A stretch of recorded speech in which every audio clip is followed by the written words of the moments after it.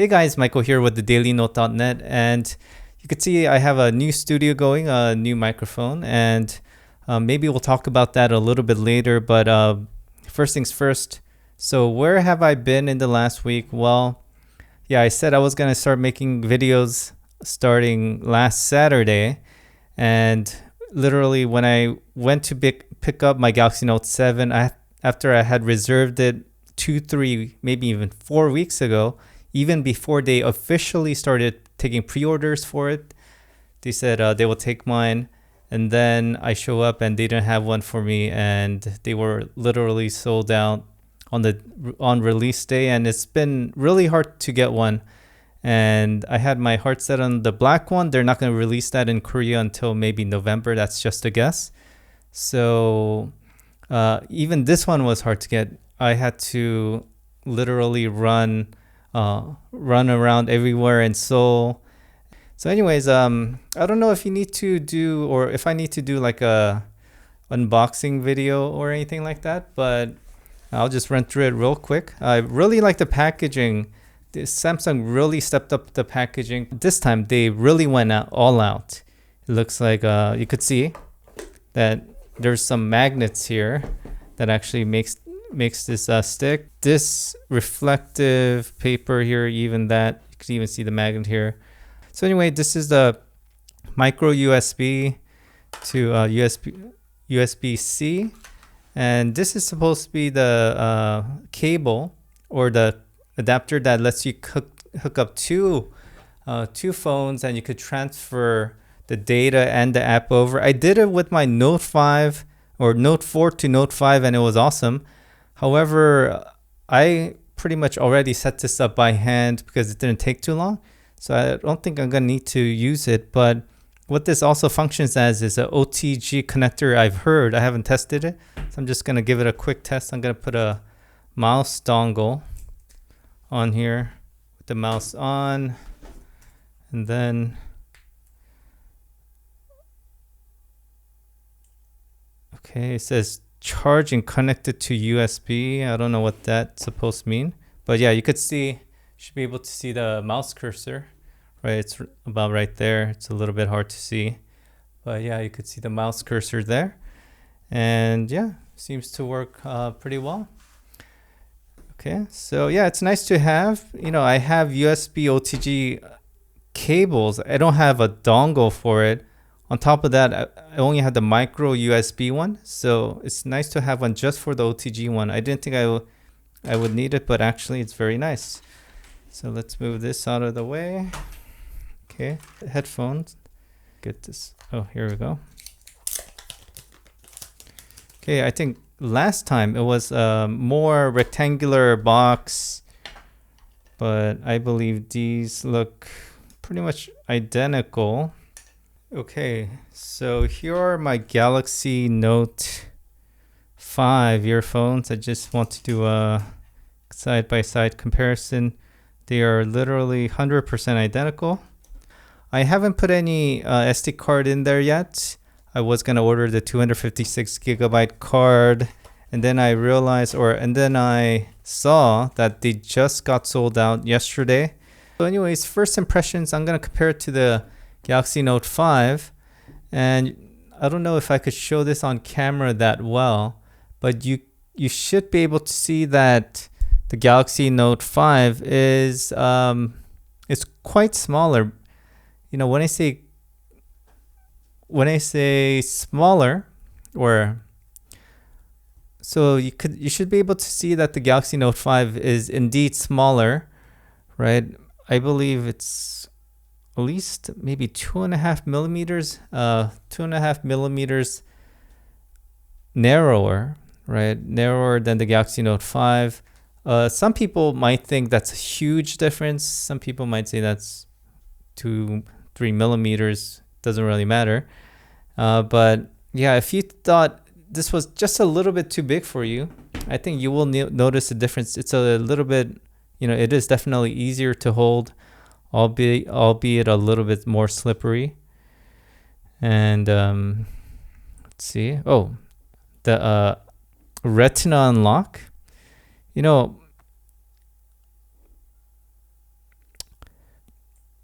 sometimes it's fast, sometimes it's actually really slow.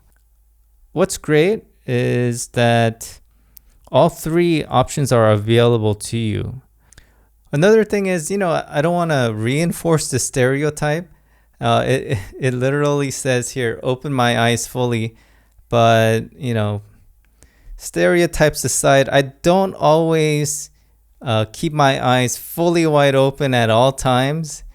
And interesting that that might be an issue. I don't want to have to, exaggerate my eye opening just to unlock my device. But it seems like that might be an issue. That might be why it's taking a little bit longer. Another thing that I want to mention is that this camera bump is definitely shallower, although it still sticks out a little bit. The Galaxy Note 5 camera bump is more pronounced than this one isn't. So on my phone right now, you should be able to see that I have like a really thick glass protector. The shop where I got my phone, they said, oh, they're going to hook me up and put on a really expensive glass protector on for me. Except you could see that it doesn't really curve at all.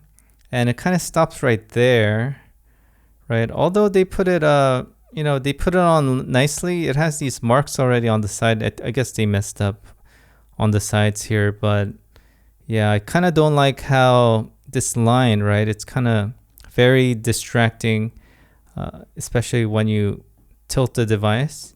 So I think once I could get my hands on just like a standard plastic protector that maybe curves a little bit to protect the sides better, I think I will, I'll be happy to take off this screen protector.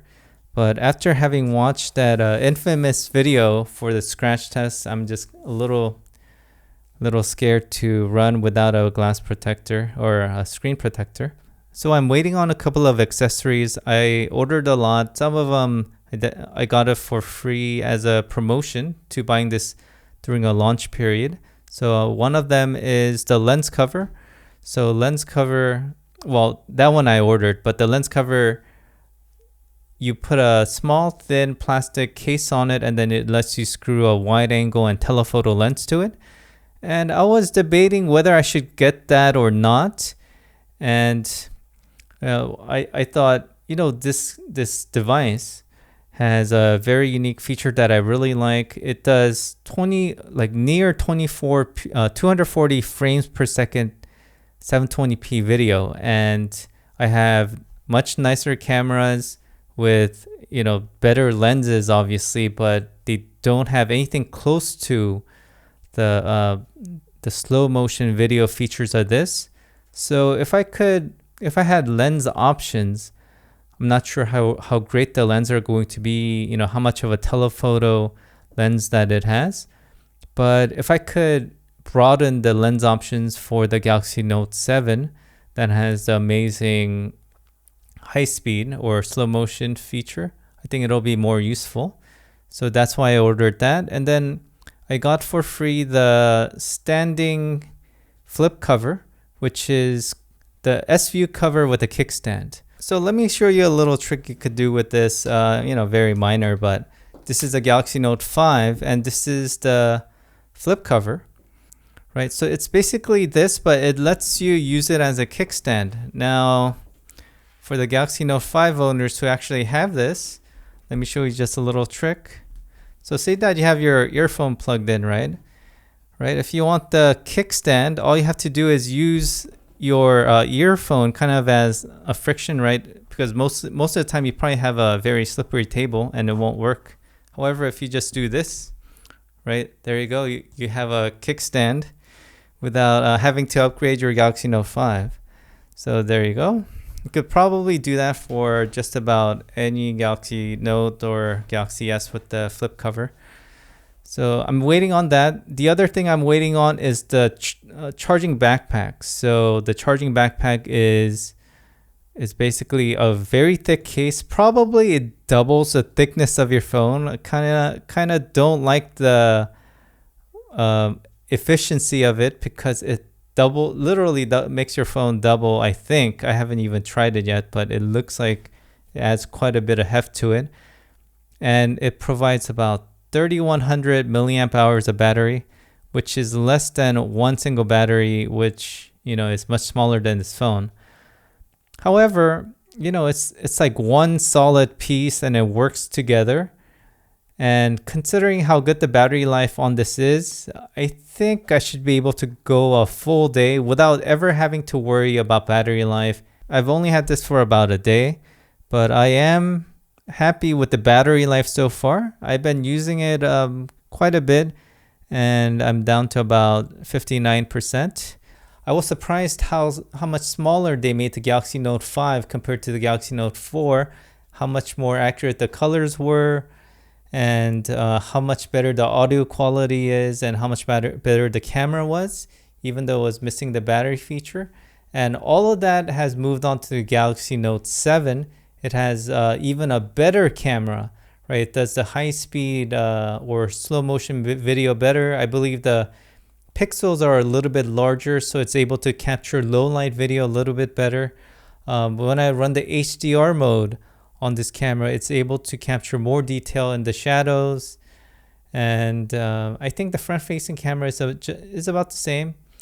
The curve on the screen, you almost have a frameless or bezel-less phone, right? The thing about how it curves off to the side and warps the video a little bit really doesn't matter too much. When you're watching content or you're reading something, you're only really paying attention to the content itself, not the edges. This is my first curved phone, and I think it's totally fine. I definitely had some reservations for it, but seeing how glare really isn't an issue, it's not warping the picture to any noticeable degree, the color doesn't shift. So I think if your reservation is on the curved screen, I think you should give it a shot to see if you like it. If you don't, you could never go back to a curved screen again. But to be honest, 100% no issue for me. One thing that did bug me about the Galaxy Note 5 problem, you may have not had this problem or issue on your Galaxy Note 5, but this S Pen kind of had this sharp edge here. Not because the S Pen was made wrong, it's just didn't form or didn't curve around the device. But since everything's symmetrical here, right? The Galaxy Note, this S Pen is much smoother to the touch. Maybe not perfect. Maybe I'm over scrutinizing here, but doesn't have that little protruding end. All right, so this is the Note 7. This is the Note 5. Surprisingly, the Galaxy Note 5's S Pen is taller. The nib, right? The nib is definitely narrower, and supposedly it's twice as more sensitive. I think unless you're an artist that's really perfected the use of the S Pen, maybe you'll notice, but I think for everyone else, you're not going to notice a difference. Oh, brightness. So I want to do a brightness comparison.